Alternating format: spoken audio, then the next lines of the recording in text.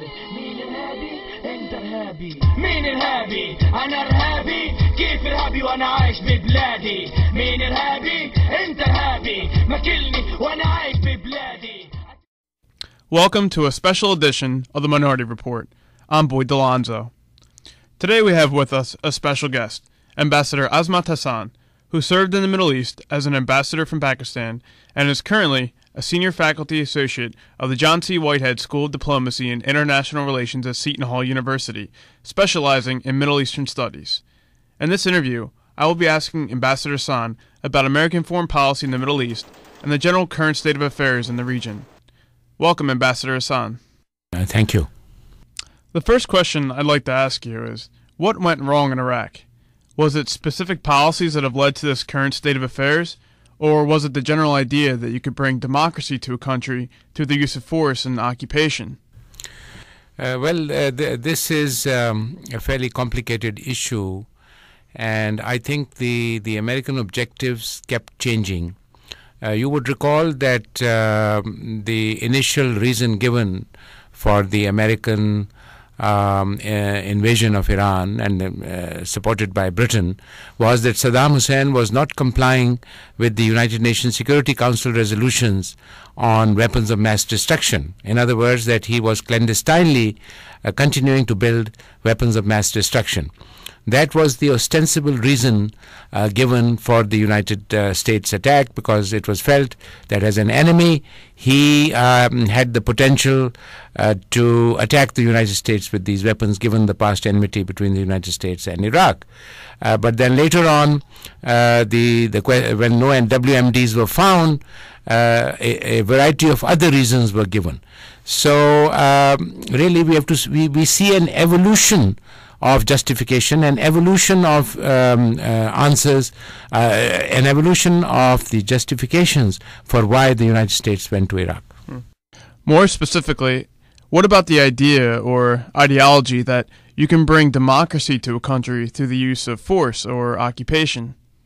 This was developed, I believe, first in a very important paper called the Project for the New American Century. And a number of American so-called neoconservative intellectuals contributed to this paper. It was felt that democracies do not go to war against each other. Any country which follows democratic norms is a peaceful country, and the Middle East needed peace, and especially peace with Israel. So any country which was persuaded by whatever means to follow the path of democracy, and especially a country like Iraq, which had an aggressive background, going to war in Iran, occupying Kuwait, was a country which was fit to be goaded towards democracy. That was the basic underlying philosophy of the use of force to change what was considered an oppressive regime and to get that country to embrace democratic norms.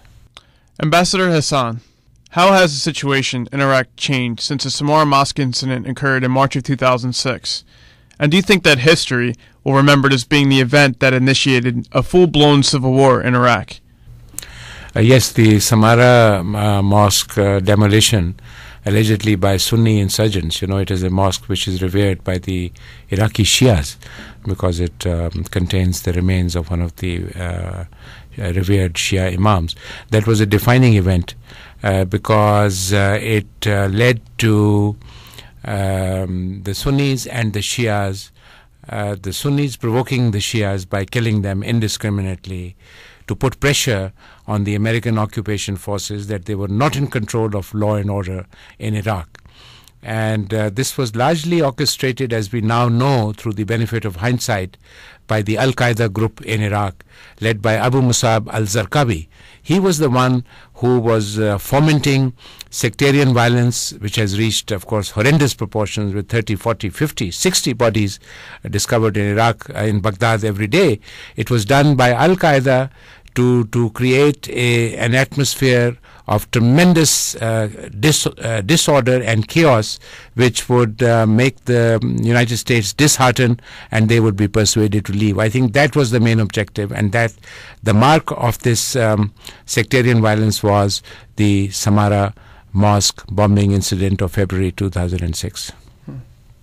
In broader terms, how has the Iraq War changed the Middle East in terms of the Sunni-Shiite balance of power, and what role does Iran play in this power struggle? The Shias and Sunnis, I'm talking of the Arab Shias and Sunnis, lived relatively harmoniously in the last 300 or 400 years.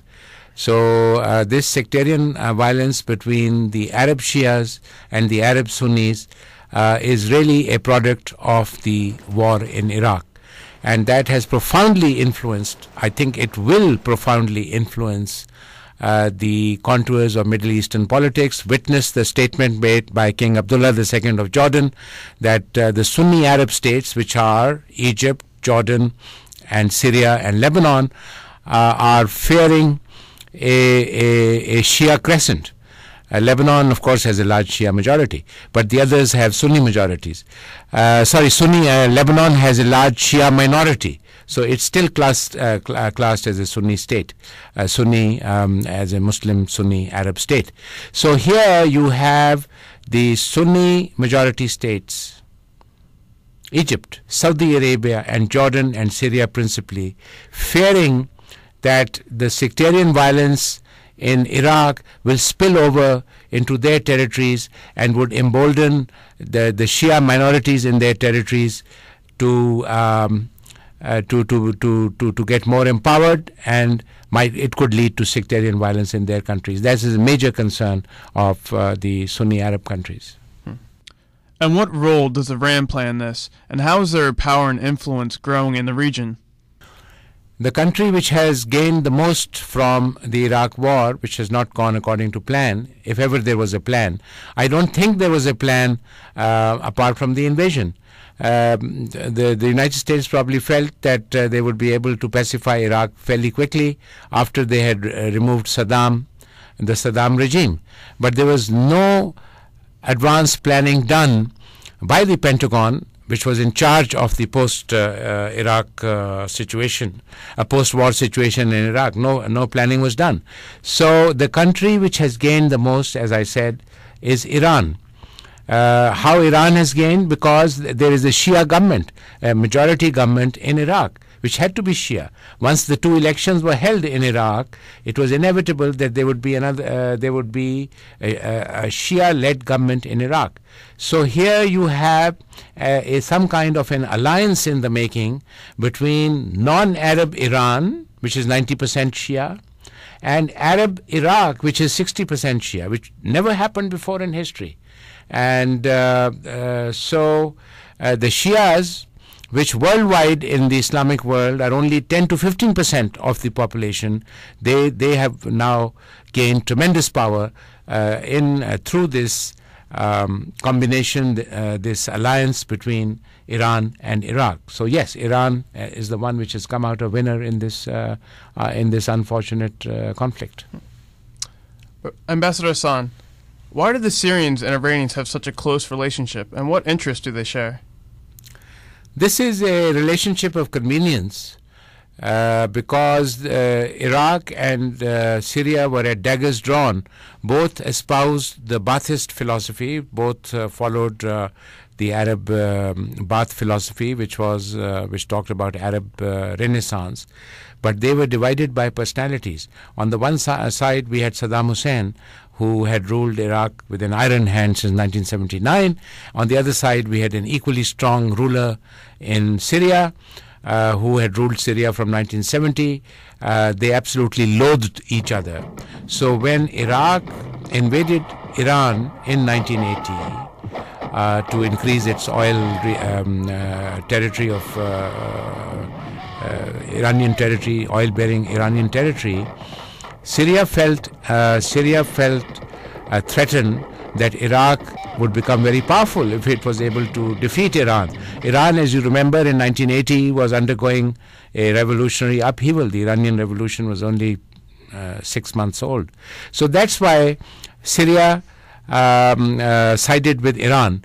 This was not a natural alliance between an Arab and a non-Arab country, but it was more an alliance of strategy, an alliance of tactics, an alliance of convenience.